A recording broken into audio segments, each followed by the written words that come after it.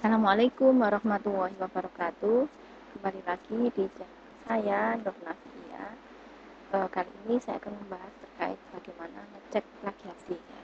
Di video saya sebelumnya itu ada pembahasan terkait ada aturan atau undang-undang terkait pelarangan atau istilahnya tidak boleh melakukan plagiasi. Ada undang-undangnya, bisa dicek di channel saya.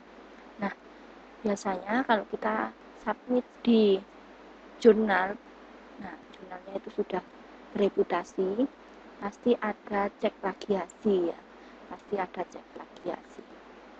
Dimana contoh misalkan, nanti saya bahas yang ini ya, nanti.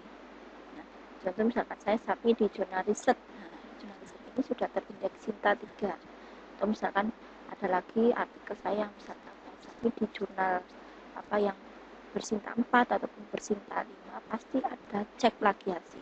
Untuk ngecek plagiasi biasanya menggunakan apa? Tergantung ini ya, tergantung dari pihak editor atau pihak kampus yang mempunyai jurnal ini. Kalau di sini menggunakan Turnitin, ya bisa kelihatan ya di sini Turnitin. Nah, ada satu lagi yaitu Authenticate. Nah, kalau Authenticate saya tidak punya. Ini tidak punya akunnya. Nah, kalau yang Turnitin biasanya suatu instansi atau perguruan tinggi itu pasti mempunyai akun ya.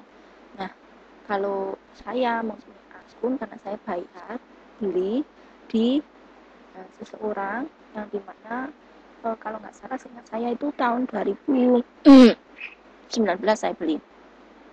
Tahun 2019 saya beli dengan biaya seingat saya 700 untuk 5 tahun seingat saya ya. Nah, nanti modelnya tampilannya itu kayak gini. Setelah kita login, tampilan pertama itu nanti kayak gini ya tampilan pertama. Maaf, saya tunjukkan tampilan pertamanya. Nah, kayak gini. Terus selanjutnya nanti kalau kita sudah beli akun, nanti kita login. Nah, ini maaf tadi saya keluar. Nah, jadi kalau kita sudah login, nah, tampil kayak gini. Terus ini ada masa expirednya ya, nah, di sini. Terus selanjutnya nanti kita pilih yang mana yang masih berlaku, yang aktif. Terus di sini saya ada 25 baris untuk bisa ngupload setiap harinya. Jadi modelnya satu hari itu boleh ngupload sebanyak 25. Nanti kalau sudah pindah hari, maka dihitung lagi dari awal. Ya, dihitung lagi dari awal. Jadi ini itu satu hari 25. Terus nanti hari berikutnya bisa ngupload lagi. Misalkan pada hari itu kok lebih dari 25, maka upload yang berikutnya itu hasilnya itu besok ya, 24 jam berikutnya. Seperti itu.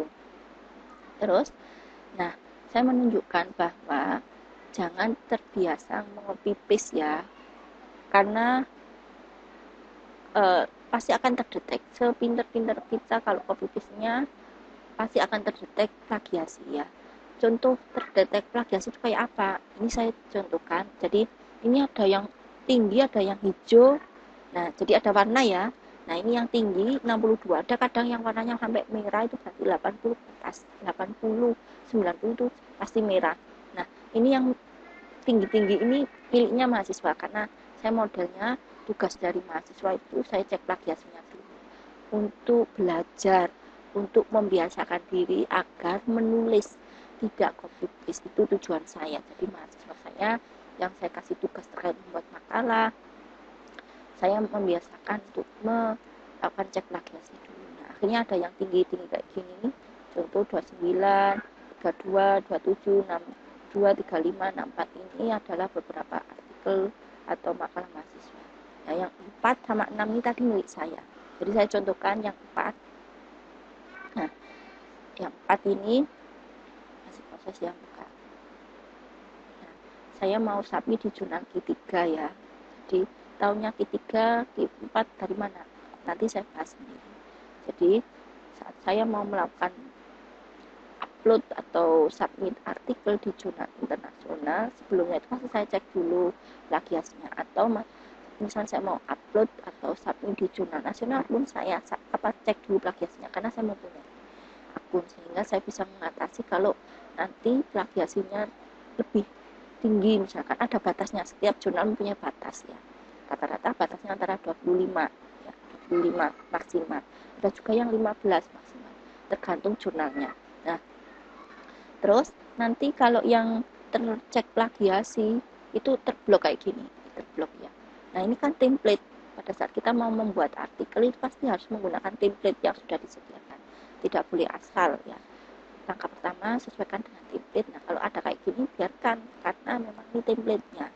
Terus ada lagi, kalau misalkan di kalimat yang sampai plagiasinya tinggi, nanti ini akan terblok semua. Nah, kayak gini tuh tidak apa-apa, kan hanya 4%. Nah, ini terblok, terus ada simbol 4, itu berarti sumbernya. Dari mana sumbernya? Nanti akan terlihat di halaman terakhir sendiri. Nah, ini kalau kita download filenya, nanti ada halaman terakhir sendiri menunjukkan bahwa file ini sama seperti di file mana. Ini jadi ada sumber nomor 1, 2 itu hanya menunjukkan sumbernya. Terus yang terblok itu berarti yang terplagiasi atau yang sama. Seperti itu. Contoh yang tinggi plagiasinya, misal artikelnya mahasiswa atau tugasnya mahasiswa,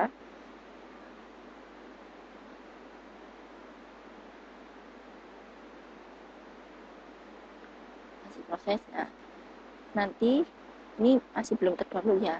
Kalau terdownload itu biasanya halamannya akan ada di terakhir, penunjuk bahwa jumlah plagiasinya berapa, terus diambil dari sumber mana. Saya tunjukkan aja yang ini.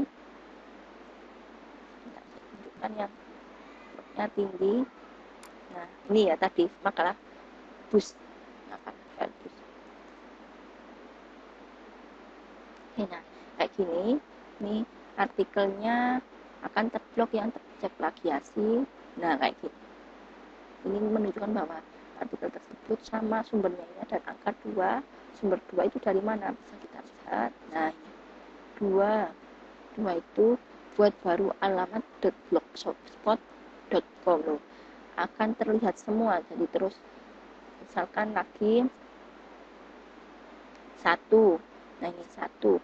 Ini akan membuat CPU. Nah, ini ada angka 1. Berarti diambil dari mana? Nah, ini oke, makalah.blogspot.com. Jadi jangan membiasakan copy paste. Yang saya anjurkan adalah membaca dulu. Setelah selesai membaca, kita ulas kalimat tersebut dengan pemahaman kita. Yang penting jangan copy paste. Jadi belajar membiasakan diri menulis dengan pemahaman kita. Ya, memang agak sulit, lama insya Allah terbiasa. Jadi langkahnya seperti itu. Biasanya kalau saya mau submit di jurnal atau intinya pokoknya saya mau submit artikel di jurnal atau proceeding, pasti langkah pertama saya adalah ngambil sumber dulu, saya baca dulu semuanya, walaupun tidak lengkap mulai dari abstrak sampai kesimpulan, tidak lengkap seperti itu. Biasanya saya ambil di poin-poin penting, barulah nanti saya tulis ulang. Itu tipsnya agar tidak terplagiasi. Jadi biasanya kenapa kok bisa sampai hanya 6% kayak gini. Ini artikel saya contohkan. Mohon maaf, ini masih saya proses submit ya, jadi mohon jangan digunakan ya, saya mohon jangan digunakan sebagai contoh. Nah, kayak gini, ini biarkan seperti ini, ini template. Nah, terus kenapa kok sangat rendah plagiasinya? Ini kan hanya template ya, template.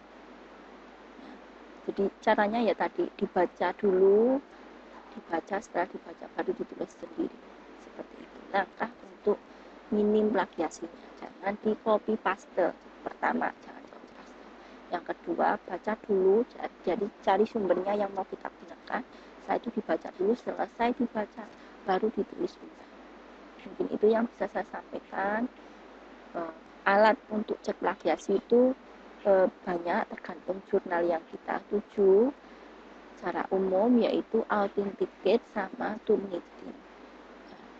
Yang saya pakai untuk biasanya itu langkah awal sebelum mau submit di jurnal itu biasanya Turnitin, karena saya punya akun di Turnitin. Terus tugas-tugas mahasiswa biasanya juga saya cek di Turnitin. Mungkin itu yang bisa saya sampaikan. Sebelumnya mohon maaf jika ada beberapa tugas mahasiswa yang saya cek plagiasinya tinggi terus saya tolak, karena memang saya bertujuan untuk membiasakan menulis sendiri karena ada peraturannya. Terima kasih. Assalamualaikum warahmatullahi wabarakatuh.